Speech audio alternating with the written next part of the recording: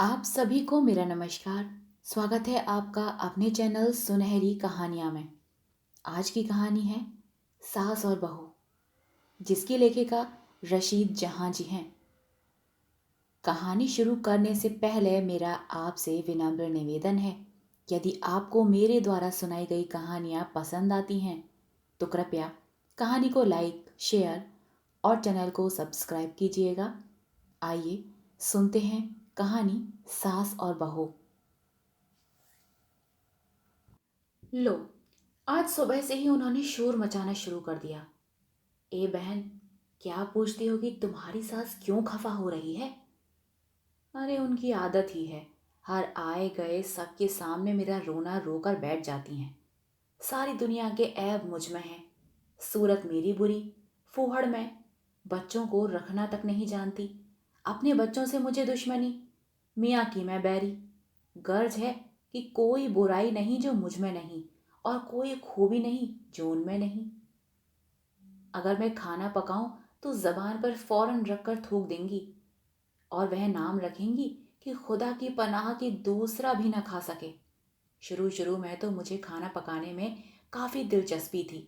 तुम जानती हो कि अपने घर पर भी अक्सर खाना पका लेती थी, और अम्मा, जो मेरी इतना अच्छा खाना पकाना आता है कि अपने रिश्तेदारों में हर जगह मशहूर हैं। यहाँ तो जो पकाया उसमें बुराई ही निकली कि नमक तो देखो, जहर। मज़ा ऐसा कि मिट्टी खा लो। एक दिन खुद ही बड़े पकाने चली गईं।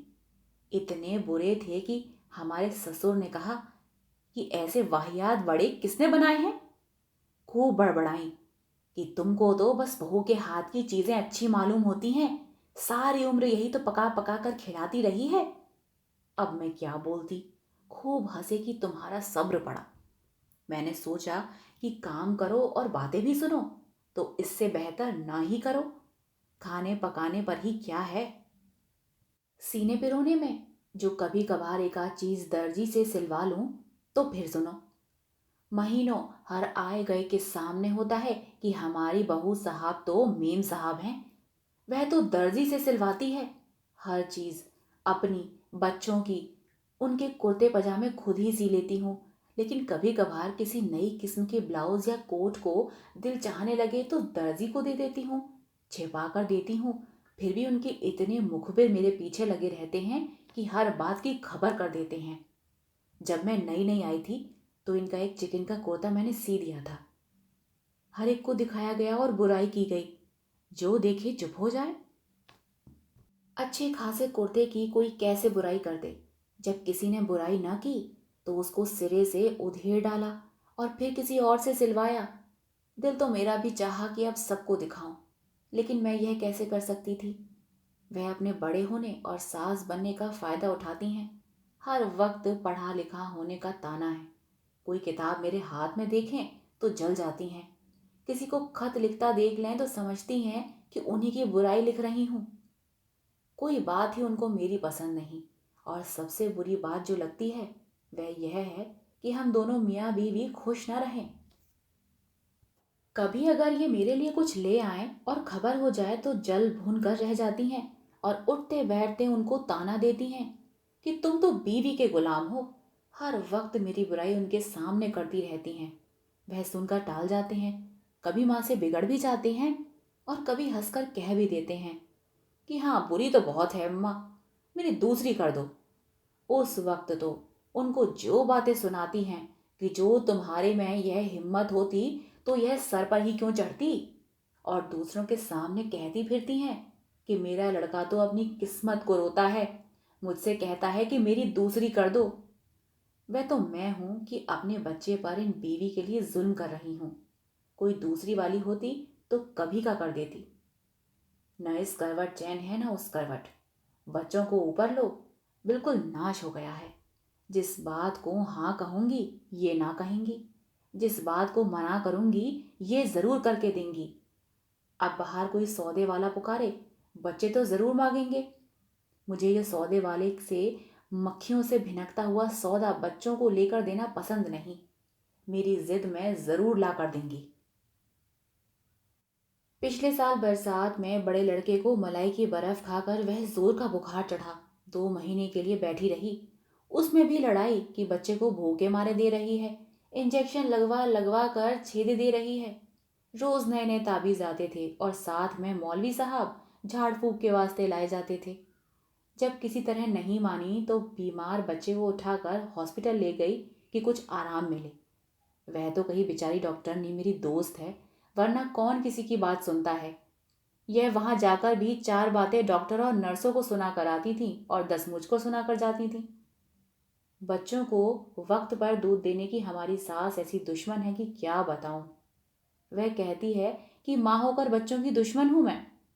बच्चे भूख से तड़पते हैं और मैं बैठी देखती रहती हूँ और मेरा दिल पत्थर का है।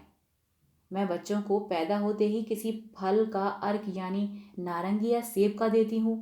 जब मेरे पहले बच्चे को दिया तो बड़ी हाय तौबा मचाई और बैठी पीटती थी कि मैं हरगिज नहीं होने दूंगी, ये तो बच्चे को निमोनिया करके मारना चाहती है। हमारे ससुर बेचारे नेक हैं, उन्होंने समझाया। जब यह किसी तरह नहीं मानी तो मुझे मेरे मैके छोड़ आए। 6 महीने वहां रही, फिर जाकर ले आए। महीनों बात नहीं की। रात को कहती थी कि बच्चे को अपने पास सुलाओ। मैं अलग सुलाती हूँ तो जुल्म करती हूँ। मेरे तो 3 बच्चे हैं। सब पहले दिन से अलग सोते हैं कि कोई भूत परेत चिमट जाएगा। बच्चे को उठाकर अपने पास सुलाती थी। और तो और रात को देखो तो दूध कटोरी में बत्ती डालकर पिला रही हैं। जो मैं मना कर दूं तो अठवारों की ठन जाती है। हर बच्चे पर इसी तरह की दिक्कतें करती हैं। मुझको गंदी फूहड़ न मालूम क्या क्या कहती हैं। जरा उनकी तरफ जाकर देखो, पीक पड़ी हुई मक्खियां भिनभिनाती हुई। इनका नाम सफाई है। उगालदान पास रखा है, लेकिन सहन में जब थूकेंगी तो जमीन पर। पास बैठते हुए घिन आती है, लेकिन मैं तो हर चीज जगह पर रखती हूँ। चिलमन मक्खियों की वजह से डालती हूँ तो गंदी हूँ। अब साल भर से यह नाराजगी कि चूल्हा अलग कर लिया। अब कोई किसी वक्त दोनों बावर्ची खाने में जाकर देख ले। मेरे यहाँ कभी ना तरकारी फैली मिलेगी न बर्तन। सबसे बड़ी बात यह है कि मेरे यहाँ एक भी मक्खी न मिलेगी न गंदे बर्तन। इनके यहाँ हर वक्त मक्खियों की बारात लगी है। कहती हैं कि मैं हर जगह घर में फिनाइल डाल डाल कर नहूसियत फैलाती हूँ। उनके ख्याल में तो सलीके के ये मानी है कि नौकरों को खूब तंग करो, पेट भर कर खाने को न दो, हर एक रोटी और चावल को बैठकर गिना करो।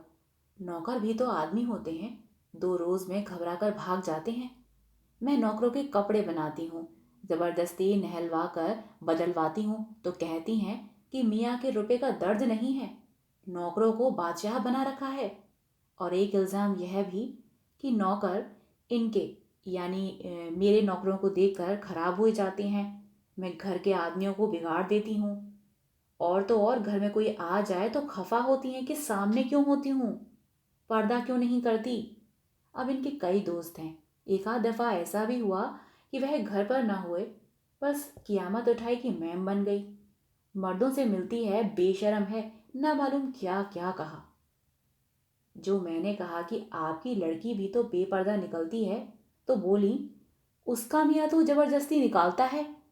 मतलब यह हुआ कि वह तो इतनी नेक है कि उनका निकलने का दिल नहीं चाहता और मियाँ के जुल्म से बाहर निकलती हैं। मैं इतनी खराब हूँ कि मर्जी के खिलाफ निकलती हूँ। हर एक के सामने यही कहती हैं कि अपनी शर्म को गुस्से का घूंट पीकर चुप हो जाना पड़ता है। हमारी ननद तो किसी मदरसे में पढ़ी तक नहीं, शादी के बाद मियाँ ने पढ़ाया लिखवाया। हर जगह आती जाती है और हमारी सास को भी अच्छी तरह मालूम है, लेकिन छिपा जाती हैं। पिछली दफ़ा जब यहाँ आई तो मैंने अम्मा के सामने ही पूछा कि सच बताओ, क्या ज़बरदस्ती की जाती है जब बाहर निकलती हो या अपनी मर्जी से। वह बोली, क्यों क्या बात है, मैं तो अपनी मर्जी से निकलती हूँ। अब मुझे कोई पर्दे में रखना भी चाहे तो न रहूं। तो हमारी सास सुनकर क्या कहती हैं कि मेरे लड़के को तो मुझसे छुड़ा लिया है, उसके दिल में मेरी तरफ से नफरत बिठा दी, अब मेरे दूसरे बच्चे पर भी हाथ साफ करो, मेरे हर बच्चे के सामने मेरी बुराई किया करो। उलट भी उनका पलट भी उनका। वही काम मैं करूं तो बुरा हो जाता है और उनकी लड़की करे तो अच्छा हो जाता है। इनको कभी मुझसे हंसकर बात करते देख लें तो भैया इनको देखा ही नहीं जाता। उन्हें सबसे ज्यादा रंज इस बात का है कि वह मुझसे क्यों मोहब्बत करते हैं। कमरे में मैं आई और जो वह मुझसे खुश होकर बोल दिए तो गजब हो जाता है। और तो और हर वक्त मेरी सूरत की बुराई इनके सामने होती है। इनको भी शरारत सूझती है तो कह देते हैं, अम्मा और तो सब ऐब हैं इसमें, लेकिन शक्ल तो बहुत अच्छी है। कहने लगती हैं, शर्म नहीं आती, जोरों की तारीफ मेरे सामने करता है। और फिर जो पता नहीं क्या क्या बोलती हैं। इनको हंसी आती रहती है। मेरा दिल जल जाता है। मैं चुपके से उठकर चली आती हूँ। हर वक्त मेरा अपना मुकाबला बेटे के सामने करती रहती हैं। भला कहाँ मैं कहाँ बीबी। उनका तो उस दिन कलेजा ठंडा होगा जिस दिन वह मुझे मारें या घर से निकाल दें या दूसरी शादी कर लें। और भी जो मेरी देवरानी जेठानियां हैं वे अलग अलग शहरों में रहती हैं। जब वह आ जाती हैं तो थोड़े दिन तो उनकी खातिरदारी होती है। फिर उनमें भी ऐब निकलने शुरू हो जाते हैं। और फिर ये होता है कि मैंने सबको बुलाकर उनके खिलाफ एक मीटिंग बनाई हुई है। बुरी तो सभी बहुएं हैं, लेकिन सबसे बुरी मैं हूँ। और बदकिस्मती से थोड़ी पढ़ी लिखी हूँ तो मेम साहब का खिताब मिल ही गया है। मैं तो जब ये अपनी बड़बड़ाहट शुरू करती हैं तो कमरे में जाकर किवाड़ बंद करके कुछ काम करने लग जाती हूँ कि ना सुनूंगी ना बुरा लगेगा। आप सुबह से इस बात पर बड़बड़ा रही हैं कि बच्चों को मैंने कल टाइफाइड के टीके लगवा दिए। उनको थोड़ा थोड़ा बुखार है। बड़ा लड़का बहुत लाडला है और जाकर पास लेट गया। उसके सर पर हाथ रखकर जो बातें सुनानी शुरू की हैं तो अब 2 घंटे तो हो गए। अभी देखो कब तक यह सिलसिला चलता रहता है।